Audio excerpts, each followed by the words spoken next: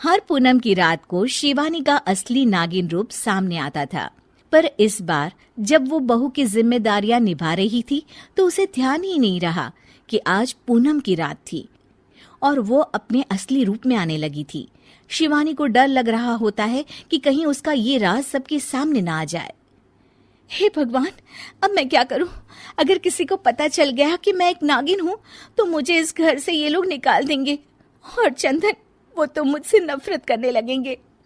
तभी रमा रसोई में आ जाती है और शिवानी अपनी सास को आता हुआ देख घूंघट कर लेती है।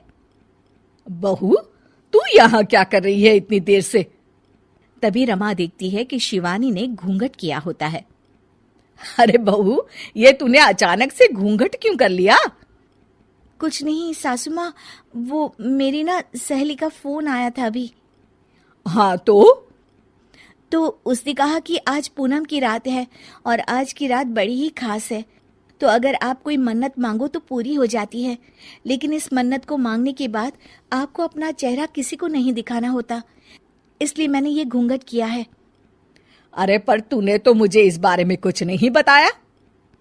हाँ मम्मी जी, मुझे माफ कर दीजिए, वो घर में सब मेहमान आने वाले थे तो मेरे दिमाग से ही ये बात निकल गई। शिवानी ऐसा कहकर अपने काम में लग जाती है। रमा मन में सोचती है, बड़ी ही अजीब सी बात है ये, ऐसी ऊट पटांग मन्नत कौन मांगता है भला? और शिवानी मन में सोचती है, बस कैसे भी करके 12 बजे तक मुझे अपने असली रूप को छुपाना है। अच्छा चलो फिर ऐसे ही चलो, मेरी सहेलियां जा रही हैं, उनसे विदा ले लो। ठीक है मम्मी जी, पर ये घूंघट? हाँ, मैं समझा दूंगी उन्हें कि तुम्हारी ये कुछ अनोखी सी मन्नत है। शिवानी अपनी सास के पीछे चल रही होती है, पर उसका निचला शरीर अब नागिन का रूप ले लेता है। वो मन में सोचती है, हे भगवान, अब मैं क्या करूं? ऐसे तो मैं बाहर नहीं जा सकती, मुझे यहाँ से जाना ही पड़ेगा। रमा पीछे मुड़कर देखती है तो शिवानी गायब होती है। रमा ये देखकर चौंक जाती है कि आखिर शिवानी कहाँ चली गई अचानक से। बहू, कहाँ चली गई ये अचानक से? मेरे पीछे ही तो आ रही थी। शिवानी छत पर खड़ी होती है और घबरा रही होती है कि अगर वो पार्टी में वापस नहीं गई तो उसका राज खुल जाएगा। वो चंद्र देवता से प्रार्थना करने लगती है, हे चंद्र देवता, मेरे असली रूप को आज किसी के सामने मत आने दीजिए। मैं इस परिवार से बहुत प्यार करती हूँ और मैं यहीं रहना चाहती हूँ।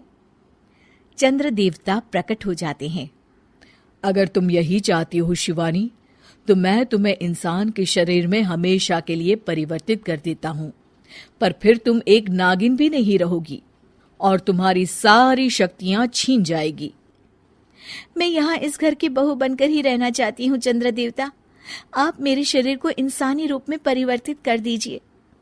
चंद्रदेव शिवानी को एक इंसान बना देते हैं और वो अब नागिन नहीं रहती। वो जल्दी से नीचे पार्टी में जाती है। अरे बहू, कहाँ गई थी? क्या हो गया था तुम्हें? मम्मी जी, वो छत पर थी, मौसम खराब हो गया था ना, तो कपड़े बाहर सूख रहे थे, सोचा उतार लाऊं। अरे बहू, यहाँ मेरी सहेलियां तुम्हारा इंतजार कर रही थी और तुम्हें कपड़ों की पड़ी है। मुझे माफ कर दीजिए मम्मी जी। पार्टी खत्म हो जाती है और शिवानी बहुत थक जाती है। शिवानी, घर की सफाई कर देना, बहुत ही गंदा हो गया है पार्टी के बाद। जी मम्मी जी। शिवानी इतनी थकान के बाद भी घर की सफाई में लग जाती है। सच में एक सामान्य बहू बनना भी बड़ी ही मुश्किल का काम है। अगर चंदन से प्यार न किया होता तो कभी बहू नहीं बनती।